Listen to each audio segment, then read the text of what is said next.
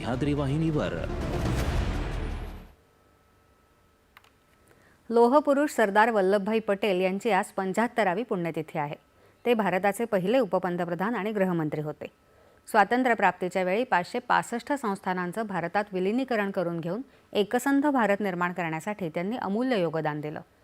फाळणीनंतर भारतात आलेल्यांच्या वेदना समजून घेत त्यांच्या पुनर्वसनाचे प्रयत्न करत शांती आणि सुरक्षितता प्रस्थापित करण्यासाठी देशाचे पहिले गृहमंत्री या नात्यानं त्यांनी मोठी धुरा सांभाळली. लोहपुरुष सरदार वल्लभभाई पटेल यांच्या 75व्या पुण्यतिथीनिमित्त पंतप्रधान नरेंद्र मोदी यांनी एक्स संदेशाद्वारे त्यांना अभिवादन करत आदरांजली अर्पण केली आहे. देशाला एकतेच्या धाग्यात गुंफण्यासाठी सरदार पटेल यांनी आपलं अवघं आयुष्य वेचलं. अखंड आणि एकात्म भारताच्या उभारणीसाठी सरदार पटेल यांच्या अतुलनीय योगदानाचा राष्ट्राला कदापि विसर पडणार नाही. देश त्यांच्याप्रती सदैव कृतज्ञ राहील, असं पंतप्रधानांनी एक्स संदेशात म्हटलं आहे.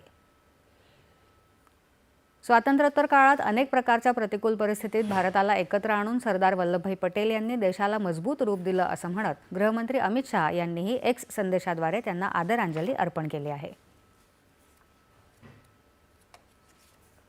मुंबईतल्या वानखेडे स्टेडियमवर प्रोजेक्ट महादेव